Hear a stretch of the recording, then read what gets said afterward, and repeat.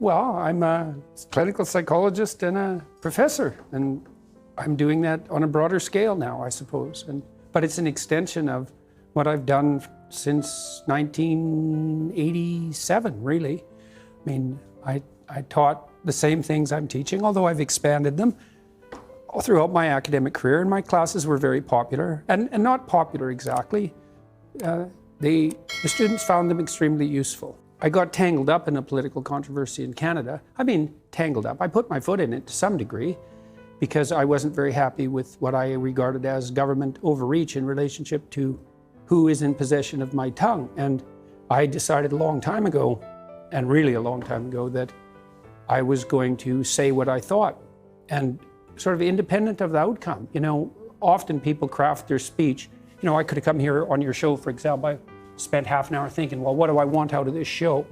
But I don't think like that. Well, at the moment, sometimes I'm taking questions from the audience, and so I just do a Q&A, but I don't look at the questions before I go on stage.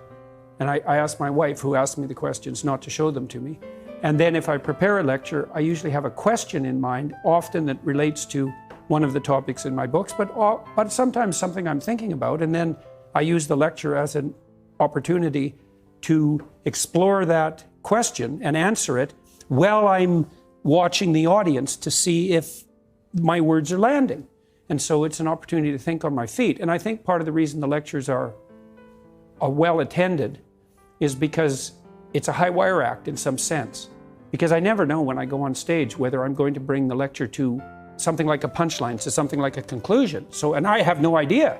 There's an idea that the truth will set you free, right? And that's a very strange idea, because you could imagine that I could come here and I could decide there are things I want to do to promote my books, let's say, and I could tilt our conversation towards that, or I could just say, well, I'm going to pay attention to what's going on here, and I'm going to see what happens, and I'm going to say what I think, and then I'm going to assume that whatever the outcome is, I hope to encourage people.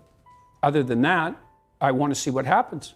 You know, I want to say what I believe to be true as clearly and carefully as I possibly can, and I want to see what happens as a consequence. And what people don't understand about that in some sense is that the purpose of your life is not going to be happiness.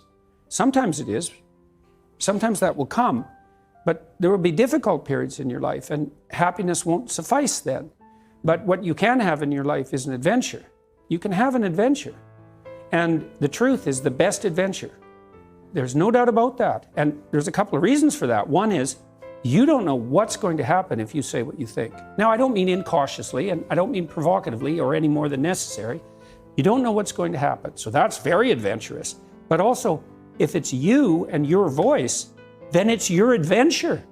And if it isn't, like if you're crafting your speech or manipulating in any way, or parroting or abiding by the dictates of the crowd, then I don't know whose adventure you're having, but it's not yours. People underestimate the significance of this because we're not having a fight about who has the right to speak freely.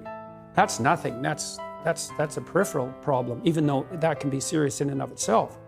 We're having a fight about whether or not your claim that free speech exists is nothing but a masquerade for your willingness to dominate and use power. And so if I was taking that tack, I'd say, it's all well and good for you to speak about free speech, but look, you're white and you're middle class and you're British and you're privileged, and you have this theory about free speech that your ancestors derived, but the only reason they ever derived that to begin with is so they could exercise their power. There's no such thing as free speech. That's just a lie to mask a power claim. And that's a way worse cynical criticism. Who are narcissistic, compassionate types. They come out and say, well, we're really trying to save the world, you know, and we're acting in everyone's best interest, and we think it would be better if you should just, you know, regulate what you say, because if you don't, you're not a good person. And so it's much more.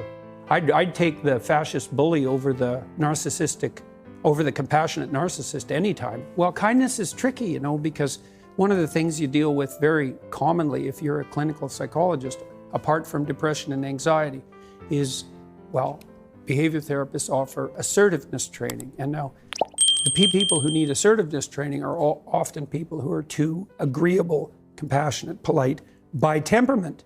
Now, the problem with that is that they let people walk all over them because they don't stand up enough for themselves. And the consequence of that is they get resentful, and then they get bitter, and then they get conniving, and then they'll mob. And so, because they'll do anything for everyone else, but they push themselves beyond their limits, and then they won't even recognize the limits because they feel, well, if I'm not doing everything for you, then I'm not a good person. It's like, no, a good person does a little for you. Like if I'm acting properly with you, say in this conversation, there's something in it for you, and there's something in it for me, right? And we want that to be reciprocal. And so the cost of me bending too far in your direction is that I'll become bitter and resentful and conniving. And resentment is an unbelievably toxic state of being.